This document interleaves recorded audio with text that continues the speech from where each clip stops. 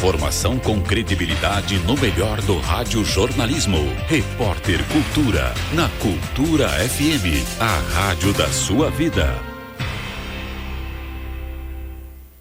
Opinião.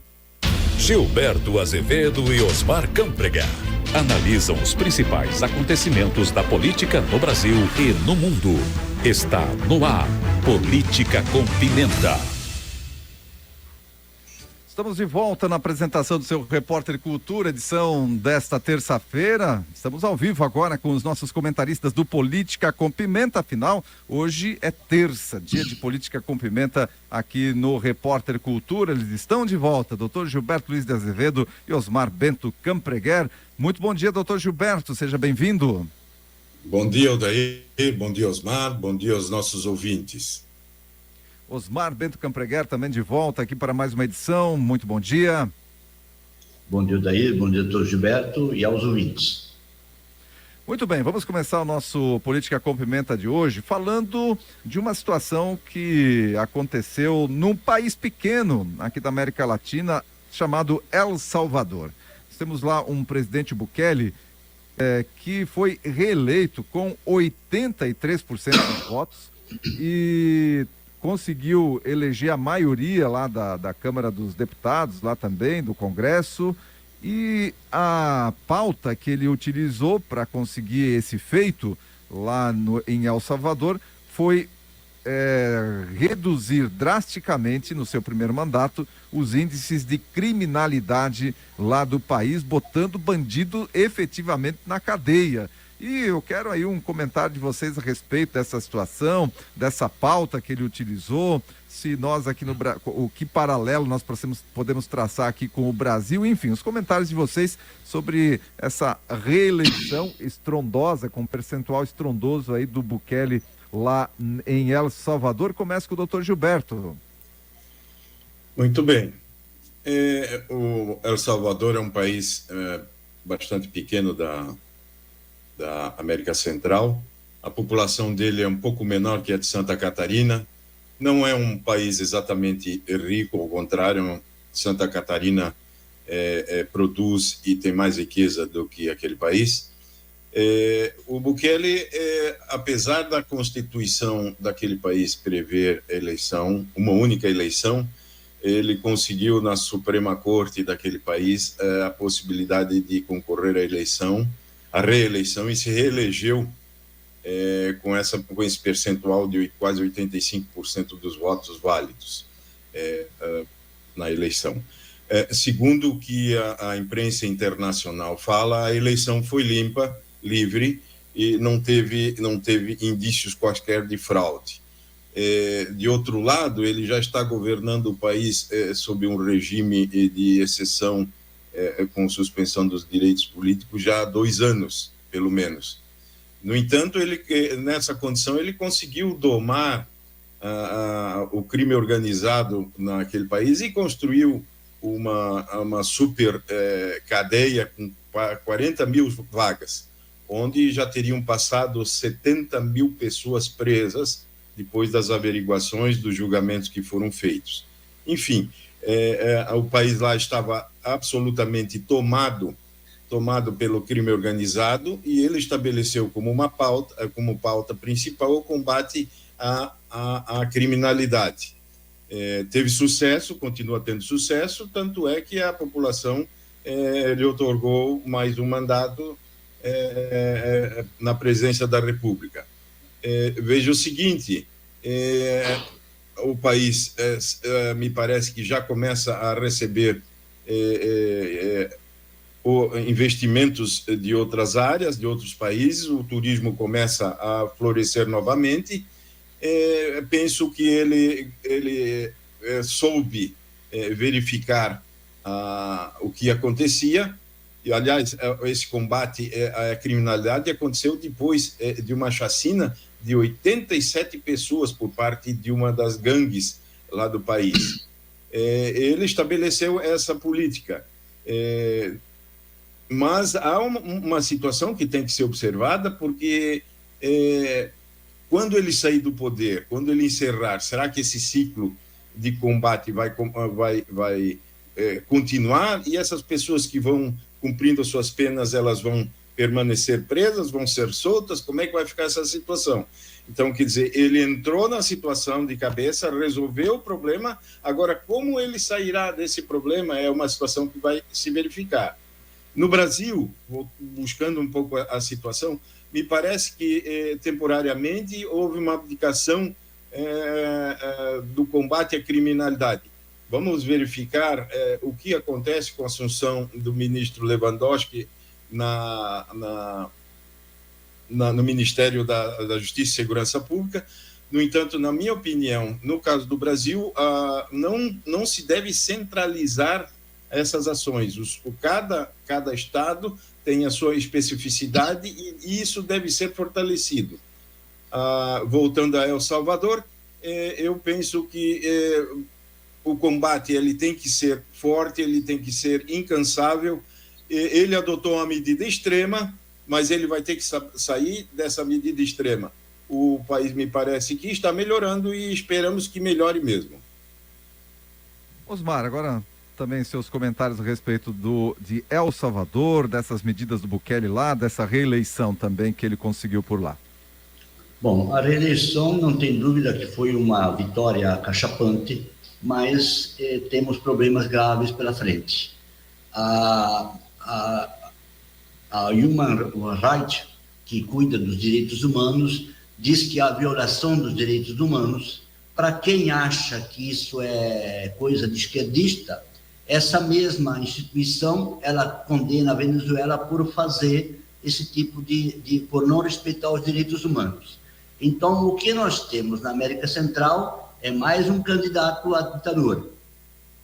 Ele destituiu a Suprema Corte, colocou ministros que aprovaram a reeleição dele, acharam um cantinho aí na Constituição para dizer que a eleição dele era constitucional, não tinha previsão legal na Constituição, então ele violou todas as leis, o país está há 2 anos no estado de exceção, existem prisões arbitrárias de toda espécie e vai produzir, como quando se busca uma solução dessa, solução extrema, sem buscar as causas e sem ir a fundo do problema, o sistema se sustenta durante algum tempo. Mas daqui a pouco ele vai querer concorrer ao 3º mandato.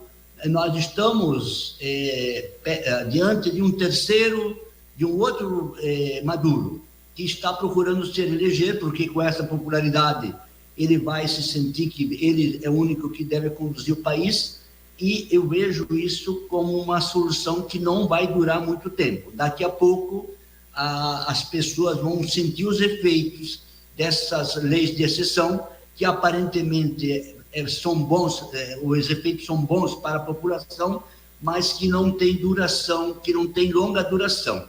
Essa medida de eleição podia durar 60 dias, 90 dias, mas 2 anos já com poderes absolutos, com a Suprema Corte completamente dominada por ele, que ele nomeou novos ministros. Então nós estamos perto de uma ditadura e isso pode continuar. Os primeiros efeitos sempre são positivos, como foram na Venezuela, mas a longo prazo é um sistema que não se sustenta, infelizmente, embora tenha produzido resultados, inclusive que baixou para 2 mortos para cada 100 mil habitantes. Isso é um resultado absolutamente extraordinário, porque os Estados Unidos acho que trabalha com 6 por 100 mil habitantes, então a criminalidade baixou absurdamente. Só que há quanto tempo vai durar isso? E exatamente, tem que verificar, se fala muito dessa situação dele lá com relação à criminalidade, agora tem que verificar também o que ele está conseguindo fazer em termos das outras áreas importantes lá para o país. Doutor Gilberto, tem algum complemento a fazer com relação aos comentários do Osmar? Exatamente, o que tem que se fazer é focar sempre no combate à pobreza, minha opinião. Combatendo a pobreza, você vai elevar os índices de saúde pública, os índices de saneamento, os índices de educação, enfim. Agora, com relação a nomear amigos e parentes conhecidos para a Suprema Corte. Eu acho que tem um país que ali no meio do Oceano Pacífico, onde a gente já viu que isso acontece também. Nós talvez um dia devêssemos buscar informações a respeito da nomeação de amigos, de parentes, para a Suprema Corte, e onde são preparados, onde são verificadas opções de governança. Eu acho que isso é um mal que parece assolar a nossa América Latina. Infelizmente, eu até tenho que dar razão ao Osmar nessa questão da possibilidade, da viabilidade de se tornar uma ditadura esse país. Haja vista que ele é vizinho ali da Nicarágua, onde há uma ditadura ferrenha de esquerda do Ortega, que também comete absurdas irregularidades, tal qual a Venezuela comete. E eu acho que é preocupante esse tipo de situação, dessa colocação que foi feita. Eu espero que essa situação não venha a acontecer, mas não se descarta. Osmar, para o fechamento, então? Sim, com relação à nomeação, não é só a nomeação, foi a destituição dos ministros. Então, eu acho que quando você sai do arcabouço jurídico para resolver problemas, você vai encontrar dificuldades, porque a lei...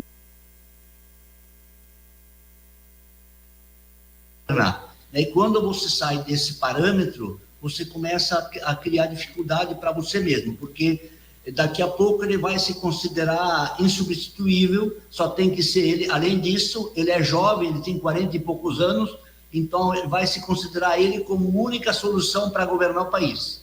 E a população até agora está satisfeita, mas de fato o combate à pobreza, que seria as causas dos problemas sociais, da violência, também combate à droga, combate à pobreza, que esse país, apesar de pequeno, é um país pobre ainda, miserável até, né?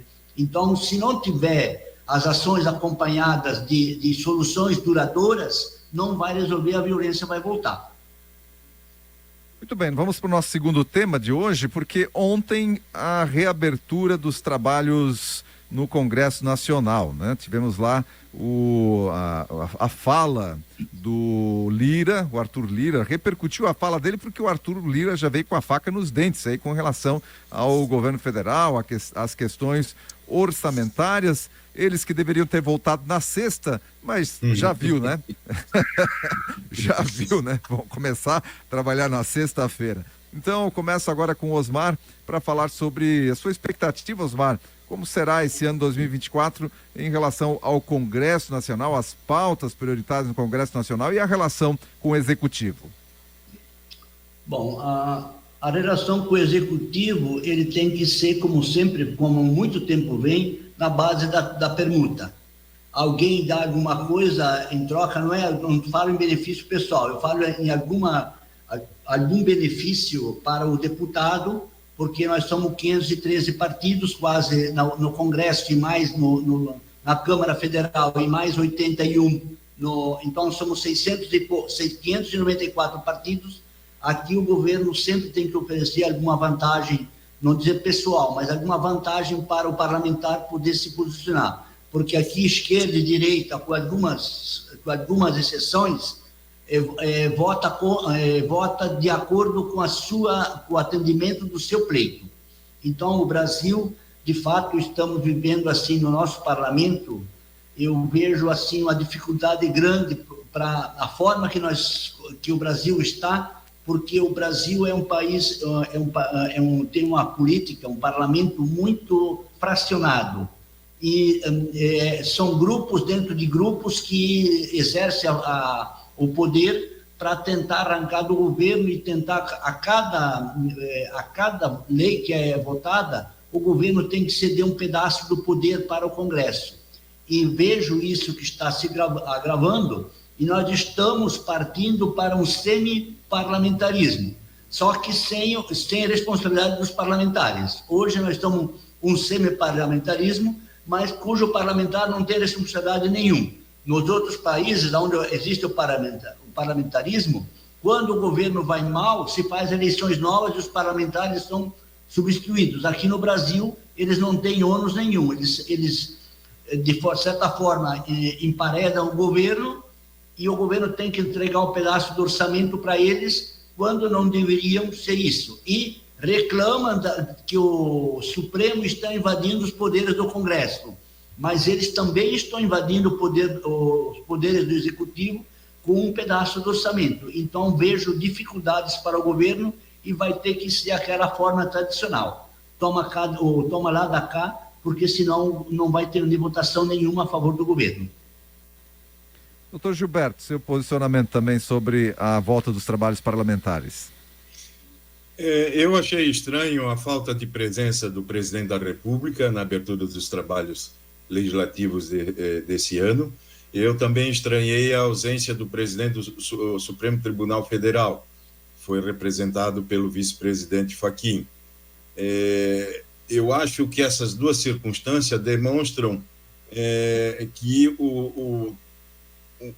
não digo um descaso, mas uma certa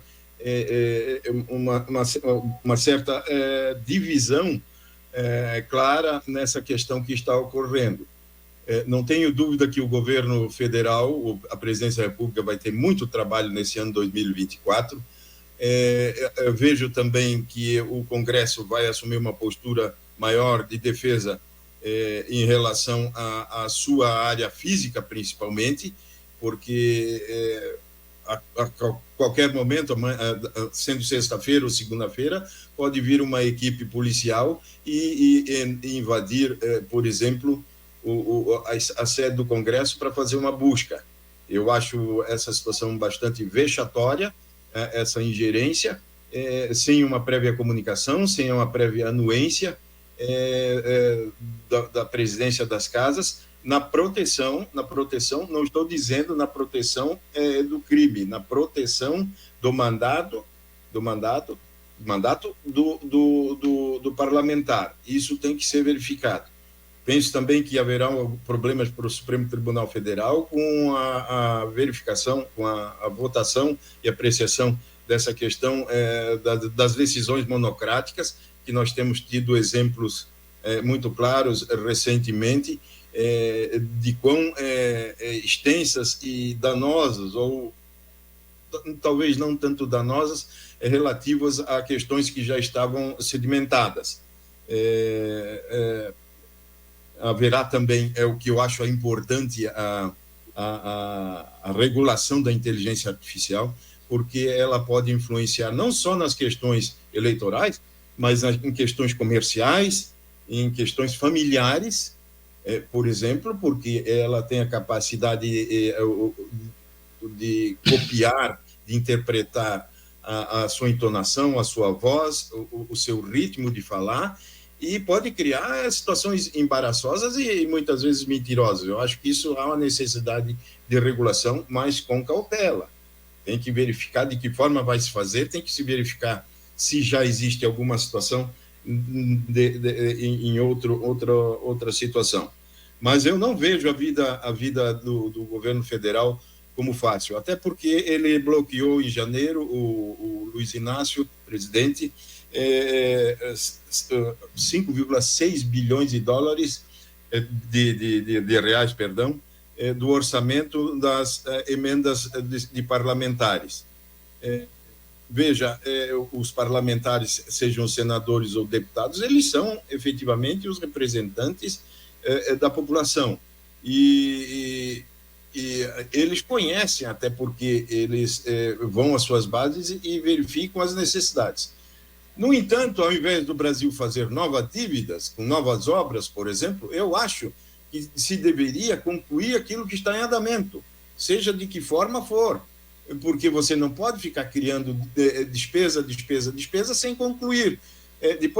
Sabe-se que depois, para retomar uma obra, o custo é excessivamente alto. As especificidades do poder executivo devem ser respeitadas, do legislativo devem ser respeitadas e do judiciário também. Mas, como o Osmar disse aí, essa ingerência de um poder no outro é muito danosa para a convivência e isso vai gerar problemas, pode gerar problemas. Agora, é interessante que todo mundo chegou falando grosso, vamos ver como é que a coisa vai ficar ali por abril ou maio. Muito bem, vamos acompanhando aqui, certamente a gente vai conversar muito aí sobre os trabalhos do Legislativo, do Executivo e do Judiciário nas próximas edições do Política com Pimenta aqui na Rádio Cultura, no Repórter Cultura. Quero agradecer a participação de vocês nessa terça, nós voltamos na quinta então com mais assuntos para que os nossos comentaristas possam debater, gerar opinião na nossa audiência também. Osmar, um abraço para você, até na quinta-feira com mais uma edição do Política com Pimenta. Abraço, Daíra, abraço, doutor Gilberto, abraço à nossa equipe técnica e aos nossos ouvintes. Doutor Gilberto, até na quinta-feira. Até na quinta, Osmar, até na quinta, Odair, e até na quinta aos nossos ouvintes. Muito bem, essa foi mais uma edição, então, do Política com Pimenta, aqui no seu repórter.